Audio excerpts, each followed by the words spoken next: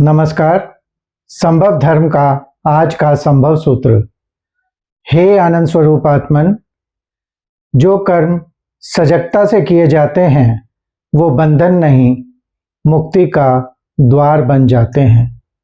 आप में है संभावना मुक्त होने की। तो आज का संभव सूत्र जो है वो कर्म की बात कर रहा है, और कर्म कैसा कर्म, किस प्रकार किया जाने वाला कर्म, वो कर्म जो सजगता से किया जाए, अर्थात पूरी अवेयरनेस से किया जाए। अभी होता क्या है कि हम कर्म तो करते हैं, सुबह उठते हैं तभी से कर्म की क्रिया शुरू हो जाती है, लेकिन वो कर्म क्या सचमुच हम पूर्ण होश से कर रहे हैं, सजगता से कर रहे हैं, अवेयरनेस में हैं?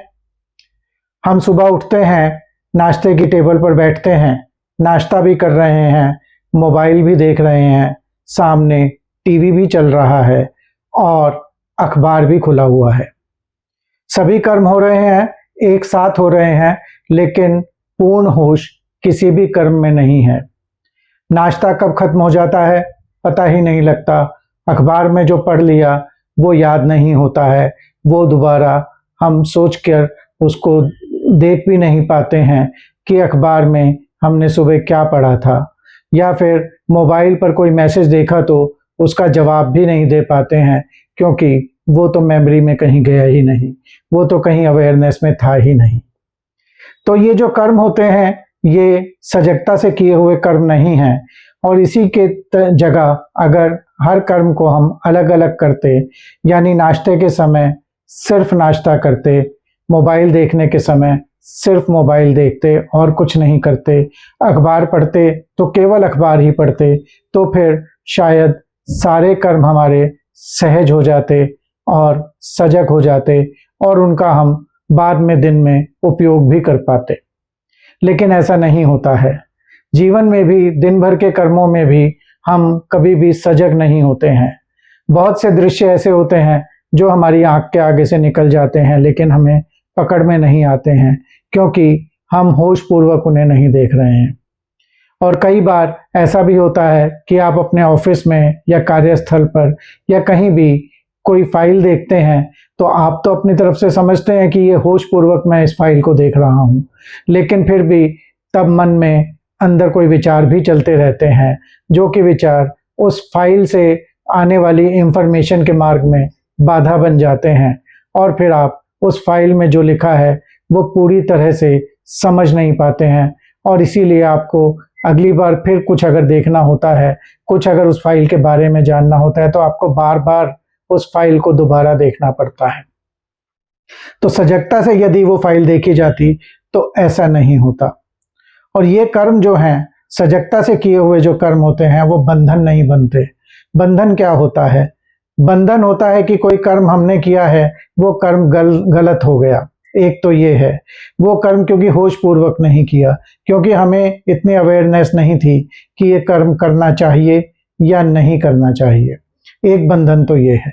दूसरा बंधन ये होता है कि जैसे मैं फाइल की बात कर रहा था, तो फाइल में होता क्या है कि जब आप उस फाइल को एक बार देख लेते हैं और वो आपके कहीं मानस पटल पर ठहरती नहीं है, तो फिर आपको बार बार देखना पड़ता है। तो ये फाइल एक बंधन हो जाती है कि आप इसको बार बार देखे बिना कोई कार्य नहीं कर पाते हैं।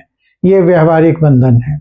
तो इस प्रकार के बंधनों से मुक्त होना ही सहजता में जीना है, सजगता में जीना है। और आप हर काम को यदि सजग होकर करते हैं तो फिर यहीं से मुक्ति का द्वार भी खुलता है। मुक्ति क्या होती है? मुक्ति जीते जी भी मिल सकती है। मुक्ति है राग, द्वेष, क्लेश और अन्यथा किए जाने वाले कर्मों से दूरी हो जाना। जब आप सजगता से कुछ भी कार्य करते हैं तो फिर आप किसी भी प्रकार के राग या द्वेष में भी नहीं जाते हैं, तो फिर आप किसी भी प्रकार की घृणा में भी नहीं जाते हैं, और प्रेम पूर्वक सबसे व्यवहार करते हैं, तो फिर आप मानसिक रूप से मुक्त हो जाते हैं। तब मन में कोई बंधन नहीं रह जाता है, तब मन में किसी प्रकार का कोई दोष नहीं रह जाता है, या मन में कोई ऐसी बात नहीं रह जाती है कि जिसके लिए आपको लगे कि यहाँ आपको कुछ अटकाव महसूस हो रहा है। एक आप आदर्श और आज़ाद व्यक्तित्व की तरह से जीवन यापन करते हैं, क्योंकि अब आपके मन में कोई बंधन नहीं होता, क्योंकि कोई दुराव छुपाव नहीं होता है, क्योंकि जो भी कार्य आपने किए हैं वो कार्य आपने पूर्ण होश से किए हैं और आपके पिछले किए गए कर्म ही आपके वर्तमान में काम आते हैं और आपका भविष्य भी बनाते हैं। तो भविष्य में मुक्ति यदि आपको चाहिए, ये जीते जी मुक्ति की मैं बात करता हूँ कि आपको यदि मुक्ति चाहिए, यदि सब बंधनों से आपको आज़ादी चाहिए, तो आपको जो भी कर्म करना है वो पूर्ण होश से करना है, पूर्ण सजगता से करना है। और ये संभावना आपके भीतर है। ये संभावना आपके भीतर इसलिए है क्योंकि आप पूर्ण सजग होने के लिए ही बने हैं, क्योंकि आप आनंद पाने के लिए ही बने हैं।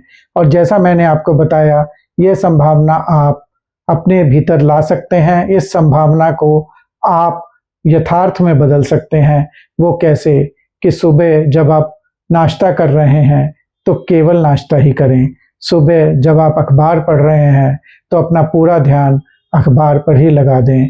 और यदि कोई मैसेज फ़ोन पर देख रहे हैं या फ़ोन पर बात कर रहे हैं तो आपका पूरा ध्यान वहीं होना चाहिए।